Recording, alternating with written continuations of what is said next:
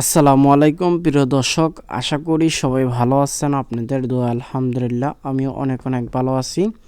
দেশ ও প্রবাস থেকে যারা আমাদের ভিডিওগুলো নিয়মিত দেখেন তাদেরকে ধন্যবাদ জানিয়ে আজকের ভিডিওটি শুরু করলাম। তো বন্ধুরা, আমি কিন্তু গত ভিডিওতে দেখাইছিলাম যে একটি বেলকনি 3 চাল শাটারিং করার সঠিক নিয়ম, এবং আজকে দেখাবো একটি বেলকনির ছাদে কত কেজি রড লাগে আর কোন জায়গায় কত রডগুলো ব্যবহার করবেন।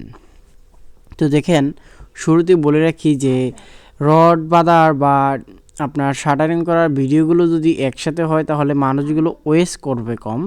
তো এই কারণে হলো আপনারা যেন বিরক্ত না হন, আমি আলাদা আলাদা ভিডিওগুলো তৈরি করার চেষ্টা করি। আপনারা কমেন্ট বক্সে জানাবেন যে আপনাদের যদি একসাথে ভিডিও দিলে ভালো হয়, বা তাহলে আমি একসাথেই দিব, কোনো অসুবিধা নাই আমার। আমি হলো আপনাদের সুবিধার ক্ষেত্রে হলো আলাদা আলাদা বানাইতে চাই। এখানে অনেকেই প্রশ্ন করে যে ভাই, যে এই চালটা করছেন, এই চালে আপনার রডগুলো কম দেওয়া হয়েছে। হ্যাঁ ভাই, আমিও স্বীকার করি এখানে রডগুলো কম দেওয়া হয়েছে। কারণ হলো আপনি দেখবেন যেই কোনো কাজ, সেই কাজটা আপনি করবেন, কিন্তু সেই মাল সামানা তো একজন মানুষ দেবে, সেটা তো আপনি দিবেন না। আপনি যখন বলবেন যে ভাই এই রডে হবে না, যখন আপনাকে রিপ্লাই দেবে যে এই রডই তুমি কাম সাইরা ফেলাও, তখন আপনি কি করবেন? হ্যাঁ, আমার এখানে এটাই হয়েছে। যেটা আমি বলছিলাম যে আরও রড লাগবে, উনি হয়তো বলছে যে না আরও রড লাগবে না, এইটুকুই হয়ে যাবে, বা রড কম আছে। তো দেখেন, মেন কথা হচ্ছে অনেকে এই যে চালের যে মাথায় পিলারের এপার থেকে ওই পার একটি লিনটেন ঢালাই দিতে হয়, এই লিনটেনটা অনেকেই ঢালাই করে না।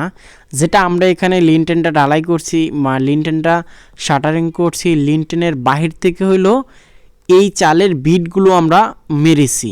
এই কাজটাই অনেকেই করে না। তো দেখেন, আমি বলবো কি জানেন, এই চালের সম্পূর্ণ লোড থাকে সামনের দিকে। এখন আপনারা যদি এখানে একটি লিনটেন ব্যবহার না করেন, তাহলে সেই পিলারেই কি শুধু আপনার চালটাকে ধরে রাখবে? না ভাই, কখনো না। তাহলে কিন্তু অত বড় বড় বিম কিন্তু ব্যবহার করা হতো না, এটা আপনারা অবশ্যই বুঝে গেছেন।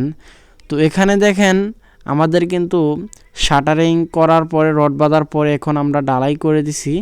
আর ডালাইটা করার পরে অবশ্যই আপনারা বালু মেরে একটা রাপ করে দিবেন, পরবর্তীতে জারুর শলা দিয়ে কিন্তু আশ্রয় দিবেন।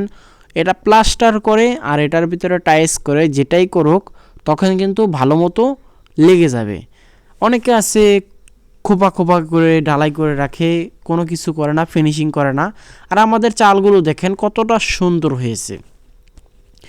তো আমি বলি কি জানেন, এখানে লিনটেনে আপনারা 12 মিলি রড ব্যবহার করবেন এবং পিলারে 12 মিলি রড ব্যবহার করবেন, অর্থাৎ শুধু চালে আছে সেই চালটাতে ব্যবহার করবেন 10 মিলি রড।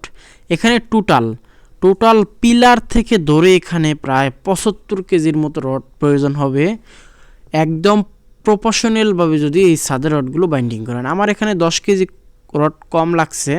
তো 10 কেজি রড আপনারা কিন্তু কখনোই কম লাগাবেন না, আপনারা অবশ্যই এই 10 কেজি রড পুরো লাগাবেন। এখানে আমার ব্যালকনির সাইজটা হয়েছে হলো 12 ফিট বাই 4.5 ফিটের, অবশ্যই কানের সহ কিন্তু 5 ফিট হয়ে গেছে। তো আমাদের আজকের চালটা ঢালাই করলাম, কেমন হয়েছে কমেন্ট বক্সে জানাবেন অবশ্যই।